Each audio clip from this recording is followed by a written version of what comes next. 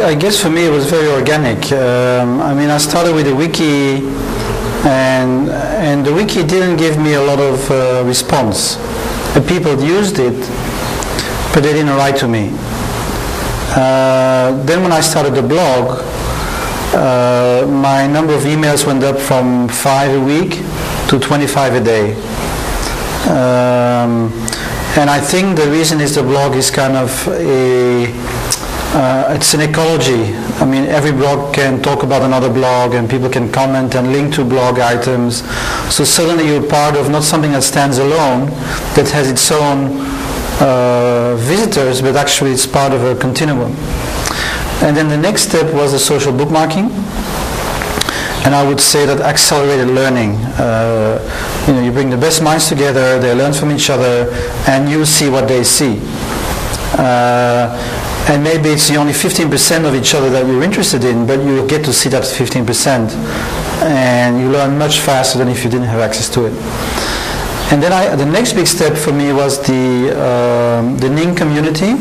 And Ning is like a Facebook, but it doesn't have all the distractions that Facebook has, because there's so many applications and hugging and poking and cities I love and books I've read, etc., etc.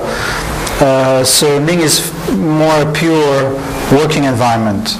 And what that did is that suddenly people could see each other. So all the people who were passing through me, asking Michel, do you know Yves? Now suddenly can see each other's profiles and can start asking each other. So I'm out of the way. I'm no longer a bottleneck for the community, and I can now go on a trip.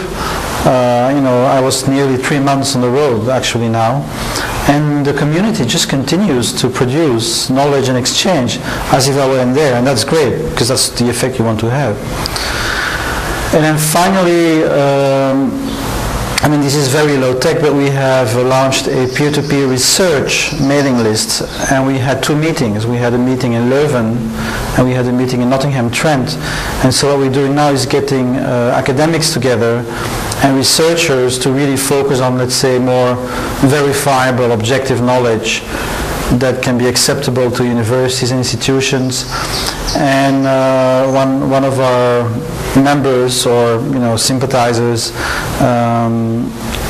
is in the process of creating an association of P2P researchers. So there wasn't anything planned of all those things. It's just step by step. You feel kind of suddenly you have a surplus of energy. You have, the blog is working. Okay, what next? And then you start a community, and then you feel, okay, the community is running. What next? And so I'm kind of a person, my role in the community is to nurture the community. When the community goes down, if there's nobody there to give it water, it might stay down. But if there is soul behind it, a moderator, somebody who cares, then just that little water that you give it, and up the mailing list starts again. So that's my role. And whenever I feel something is stabilized, then I try to see what's the next step. What can reinforce the strength of the ideas of peer-to-peer at this stage of our growth.